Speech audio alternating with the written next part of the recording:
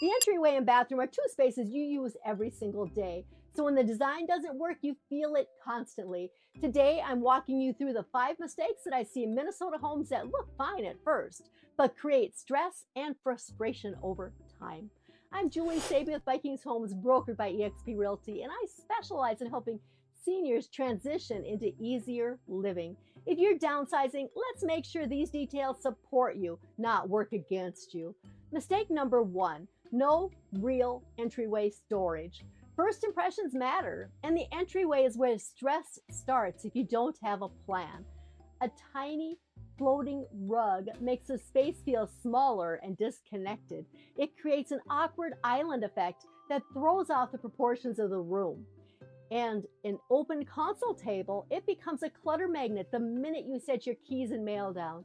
If you make the mistake of getting a console table that's completely open with no drawers or closed storage, it becomes a surface where you can only put nice decorative objects, because as soon as you leave things that don't look good on it, it becomes really, really ugly and messy. So what do you do instead? Use a rug that's wider than the width of your door.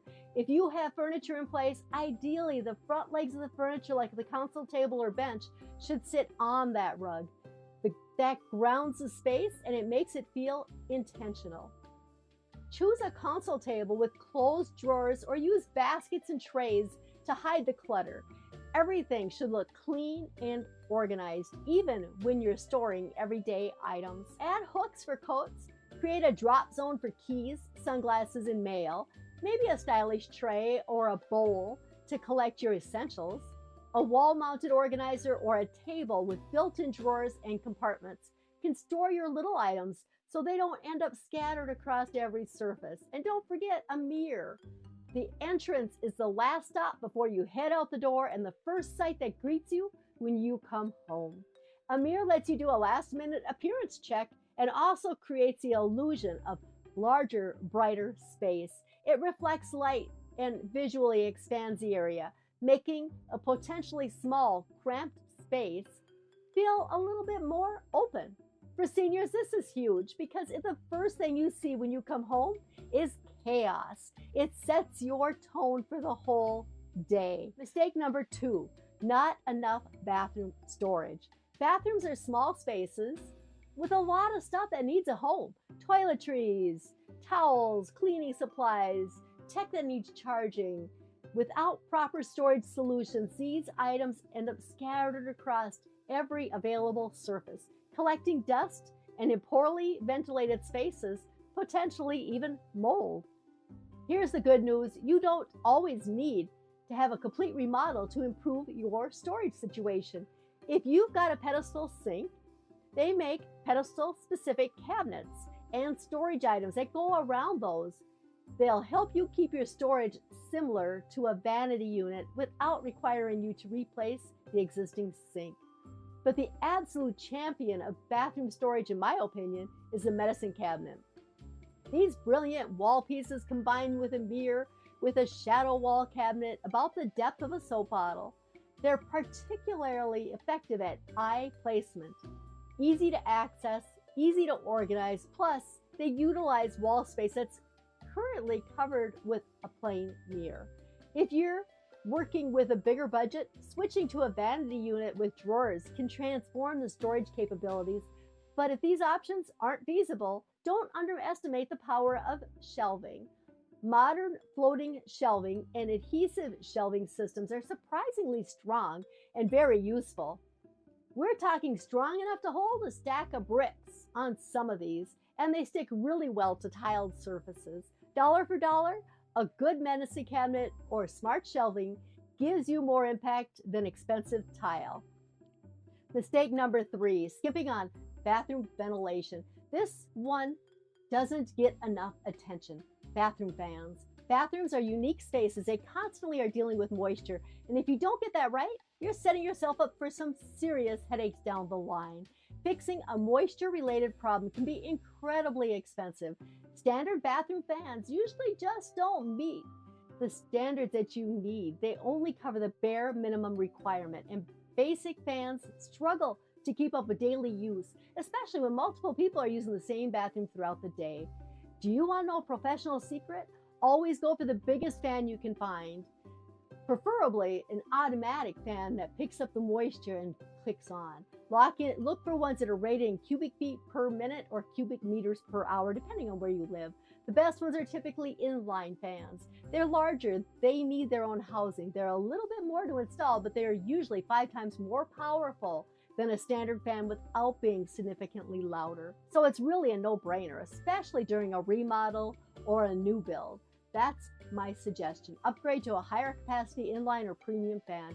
They move more air without more noise, and they protect your investment by managing moisture properly. This is especially important in Minnesota, where we are sealing homes tight for the winter. You need ventilation that can keep up. Mistake number 4, thin floors and hollow doors. New construction can feel cheap, even when it was expensive. And that's usually because of the thin materials installed to hit a certain price point. A lot of new builds use engineered wood, vinyl, and thin drywall to cut costs. But here's where I need to be clear about something. The materials themselves aren't the problem. I recommend luxury vinyl plank flooring all the time. Engineered wood is a great product. Modern drywall technology is solid. The issue is how builders apply these materials when they're trying to hit the lowest possible price point. Take luxury vinyl plank.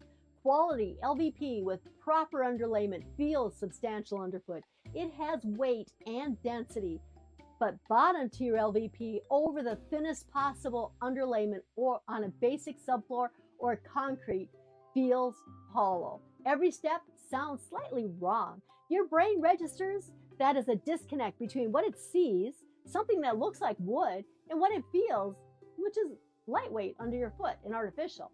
Same thing with drywall. Standard half-inch drywall throughout an entire house creates this resonant, hollow feeling. You bump into a wall and it sounds thin. There's no acoustic dampening. Every sound bounces around in sharp, echoey corners. And yes, engineered materials get the same treatment. Engineered beams that are clearly hollow instead of solid. Engineered stone that's applied in thin veneers instead of an actual proper slab. Again, these materials work great when they're used properly. But when every single application is the cheapest possible version, the cumulative effect is a house that feels less than or temporary. Builders are trying to hit a price point. I get it. Every single material decision gets value, engineered down to the minimal acceptable spec. One cheap material choice isn't noticeable. 20 cheap material choices across every surface creates this pervasive feeling that something's not quite right. So what's the solution? If you're buying new, touch everything. No, really, knock on the walls, walk across the floors, open and close doors, open and close cabinets and drawers. The difference between minimal spec and slightly better spec is noticeable when you're paying attention. Don't get caught up in the look and the emotion of brand new. And if you're already living in one of these houses, strategically upgrading a few areas will make a huge difference. Replace hollow core doors with solid doors. Add area rugs over thin flooring. Use acoustical panels or heavy curtains to dampen the sound. You're adding back the substance that got value engineered out.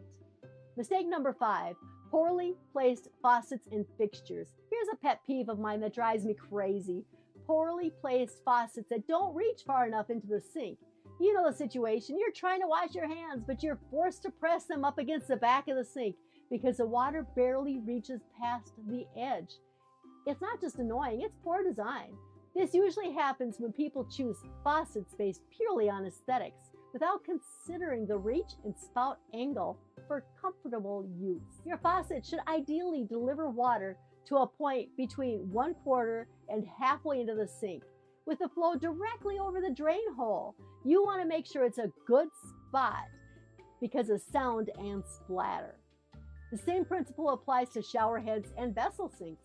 Nothing's more frustrating than having to do a half a squat to rinse shampoo from your hair.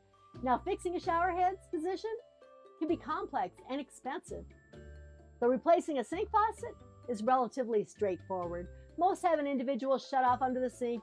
and can be done by yourself or even by a handyman. Test these things in person before you buy, because once they're installed, they're frustrating every single day. Here's the thing, these aren't big dramatic mistakes. They're small details, but small details add up to how your home feels every single day. If you're downsizing into easier living, your home should work for you. It should reduce stress, not add to it. It should support your routines, your comfort, and your independence. You don't have to navigate this alone. I'm here to guide you through every step, from choosing the right layout to understanding what details matter and what you can let go of. If you're thinking about downsizing or helping a parent transition, let's talk. You can reach me at 763-257-7231 or visit julie@vikingshomes.com. I'll walk you through it all with care, expertise, and concierge level support that you deserve. Your next home should feel like a relief, not a regret.